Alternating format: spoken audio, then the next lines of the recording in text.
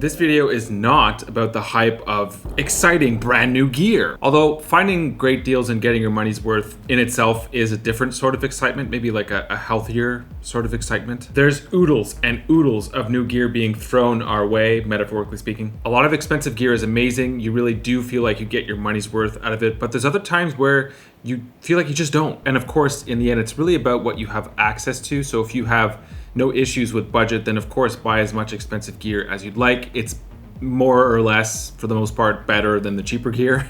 But maybe if you're at like the beginnings of your gear journey in this niche, or even if you're like a moderate gear user or someone who's been doing this for a long time, the gear in this video is undeniably very well priced compared to other units that are equally as capable or maybe close to as capable. Mind you, at the end, there is a little bit of a curveball that I'll be throwing your way, you'll see. And we'll start with a gear buying pro tip. If you don't have to, do not use reverb. They charge extra on both ends of the transaction, so the person who's selling, you get charged, and the person who's buying also gets charged. So things just get really expensive really fast. I would definitely instead recommend looking at your local market, maybe Facebook Marketplace or whatever platform that might be popular in the region that you live in. I do understand that some of you might have to resort to reverb if maybe you live in an area that's a little bit more like secluded or there's not much going on like gear wise. In which case, for the units in this video that are continued, you might actually want to consider just buying them brand new because the price isn't going to be that much different from a secondhand unit versus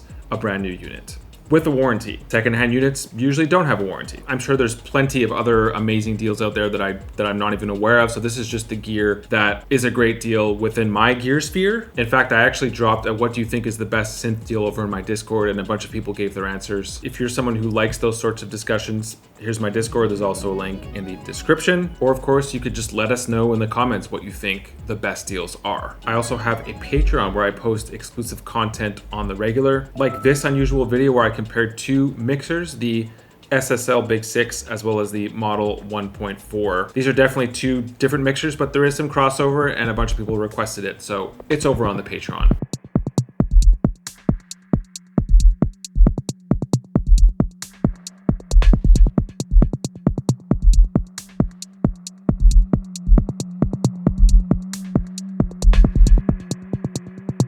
Let's get on with this list, starting with what I think is the best deal on the market right now, the OG Digitakt, which is discontinued. The Digitakt II is great. It's definitely a step up from the OG Digitakt, but it's not that big of a step up. Like, you could find the OG Digitakt for half the price of the Digitakt II, maybe even less than half the price. The OG Digitakt is such a capable unit. I would say still the most fluid and easy to use elektron instrument, just like the Digitakt II.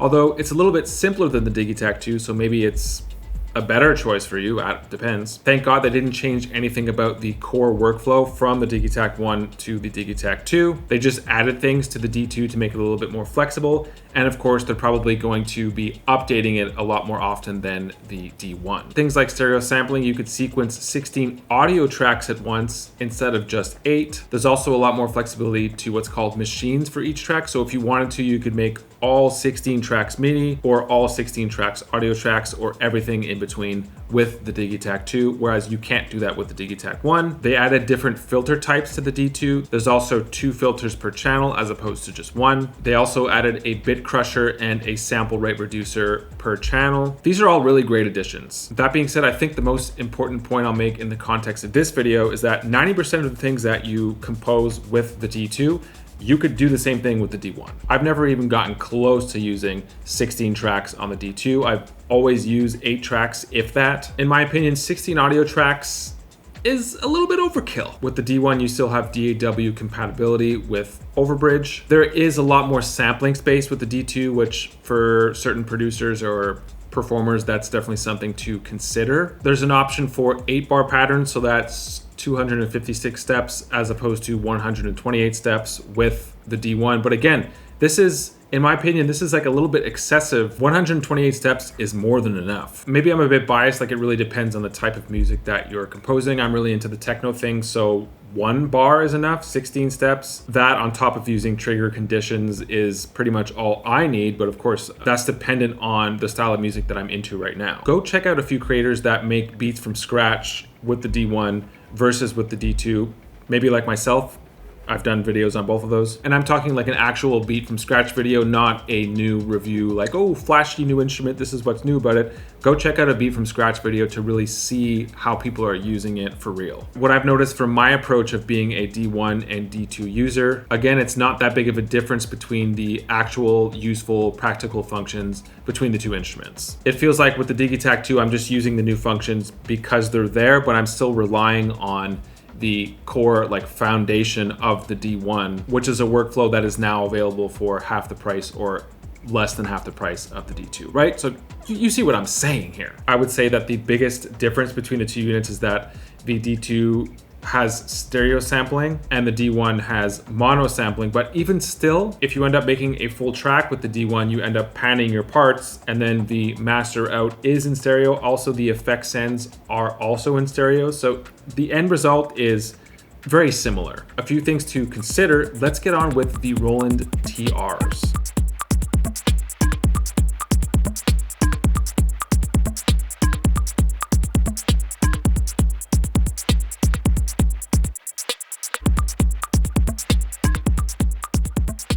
Yeah, that's right. We're going even further back from the TR8S. We're going to the TR8. And of course, we'll be including some comparisons between all three units. Depending on if you're buying brand new or secondhand, they're like kind of in similar price ranges, but right now the TR8 is just an absolute steal. I mean, look at this. In my local market, I found this for 500 Canadian dollars, so that's 350 US. And you know how Facebook Marketplace works, right? You could probably bargain the guy down. It's not unreasonable to think that you could pick it up for maybe $250, $300. That is an amazing deal for a drum machine of this caliber. Yes, it's a simple drum machine compared to the TR8S, TR6S, but sometimes simple is what you need. It might be what you're looking for. I still see major touring artists using the TR8. The first one that comes to mind is Kink, who's like a legendary touring professional, and he still uses the TR8 in his setup. That being said, the unit is, I would say, a little bit more geared towards specific genres of music. So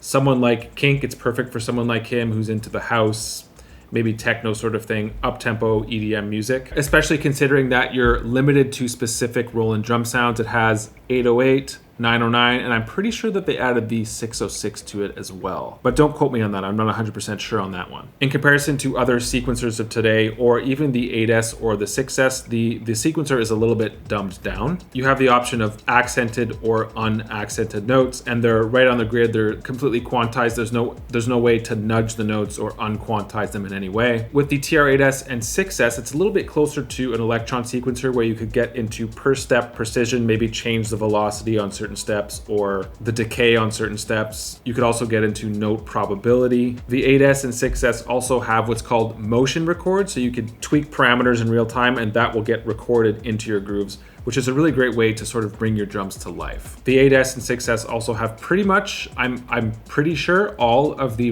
classic Roland drum sounds, so the 606, 707, 808, 909, the CR78, all the classics. And also all of the units mentioned here use what's called ACB, analog circuit behavior. I've mentioned this so many times in my videos, but it's important. ACB is a technology that just gives you a lot more control over the classic Roland drum sound. So they're not just samples. You could actually change the decay or whatever parameter is available to change on that classic Roland drum sound. It's different depending on the model. You could also sample with the 8S or 6S. You could drop longer samples into the unit, which takes you in a completely different territory. That's a whole can of worms in itself. I've actually done a video on that whole concept with my buddy Vic. He gets into using longer samples in a dub techno setting, specifically with the TR8S. The 8S also has more knobs per channel, so that's just a little bit more extra control right there. It also has more audio outputs, which I think is a really useful addition, especially if you're going to start routing into a mixer or start sampling multi-tracks or anything like that. It just opens up a whole new world. As you could tell, I'm like a bit of a fanboy of the 8S. It's something that I would also recommend that you check out on the secondhand market or even brand new. It's worth it. It's really worth it. I actually bought mine secondhand, but again, with the TR8, it's something you just can't go wrong with either. As for the 6S, I'll sum it up for you guys. It has all of these same capabilities as the 8S, but in a much smaller unit. So obviously, it's a lot more menu divey. It doesn't have as many channels. There's no individual channel outs. There's just a master out. So right, it's not quite as flexible as the 8S, still a great unit. Just like any recommendation you're going to hear about, it's kind of nuanced. It really depends on the demographic and where you're coming from, the style of music that you're creating. But if you're into that techno, any sort of EDM type of music, I think that these are great units.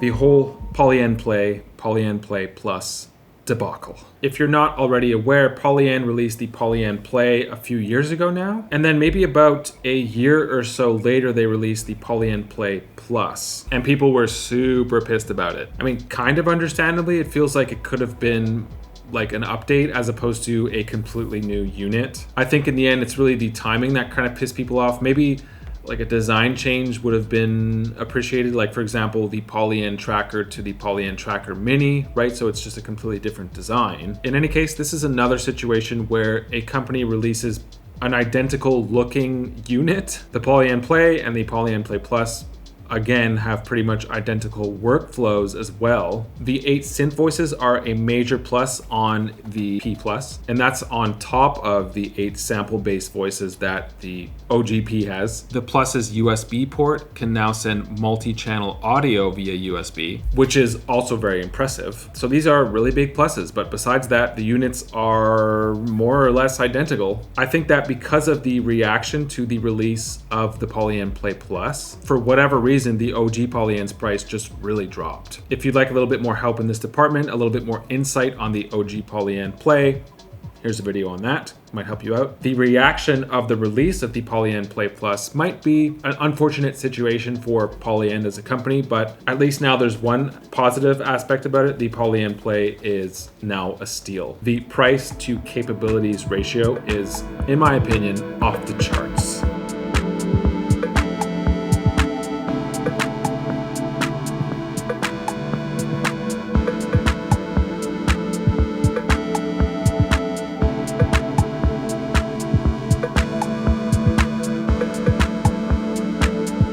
The MicroFreak. It's become notorious that even buying the MicroFreak new is an absolute steal. If you pick it up secondhand, you could probably get it for like 200 bucks. In fact, yes, here in my local market, I see one going for 300 Canadian dollars, so that's about 200 US. You've got a great sounding synth. You've got portability. It's a great beginner synth. You've got several great synth engines to choose from. It's a hybrid synth, so it has digital voices, but the filters are analog. It's a 4-voice paraphonic synth. This was one of my first synths, and I got it right away. So it's a great beginner synth. That being said, I see pros using it all the time. For example, one of the biggest DJs in the world uses it for his live music. In terms of the UI, it's not overly complicated. If you'd like to just stick around in preset land, you still have the flexibility to come up with something pretty original. My go-to is choosing a preset and then changing the synth engine on that preset, maybe some minor tweaks here and there, and you pretty much have a completely different sound that way. You've got a pretty solid sequencer, although at this point I should say that I've pitched all non-standalone sequencers out the window. I guess just a little personal pro tip, if you learn one strong standalone sequencer,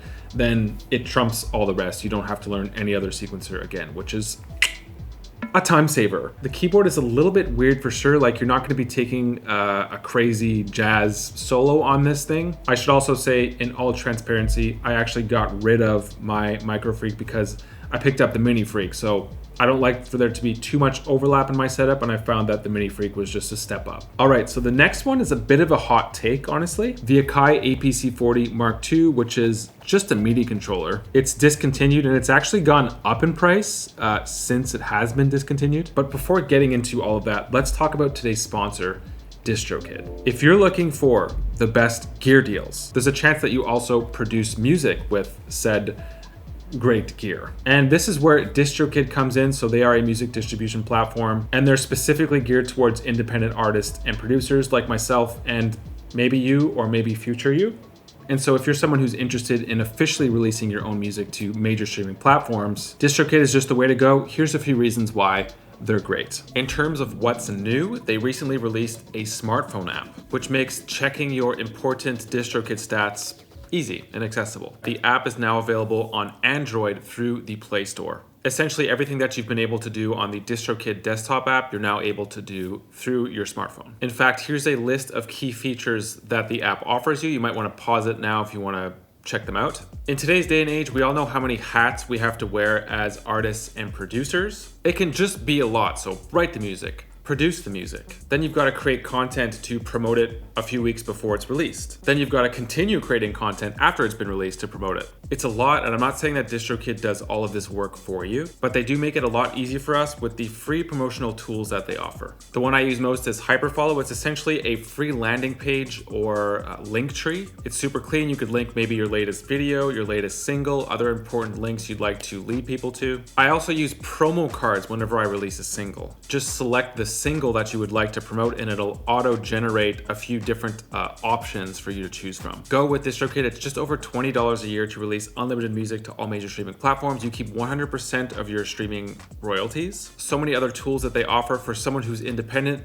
They're made for us. And there is a discount linked in the description of this video if you would like to join. Yep, the Akai APC-40 Mark II. Like I said, it's actually gone up in price, so arguably I guess it's maybe not the best deal on this list. I realize that this is a hot take in the context of this video. I of course don't want Akai to increase their price on a new, maybe a reissue or a similar unit, but I still do think that this is the best Ableton Live controller on the market despite its markup in price. It's pretty, it's a big markup. In terms of other MIDI controllers, there's the Novation Launchpad XL, which is a fraction of what the APC-40 Mark II is going for, but it's just not the same. You're not getting the same amount of control, in particular with something like Ableton Live. Maybe the Launchpad XL mixed with another controller would work, and I'm sure you could find a combination of two MIDI controllers that more or less do the job of the APC-40 Mark II for a lower price than what the APC-40 Mark II is listed for right now. But it's still just not the same thing. Like, I don't want it to be true,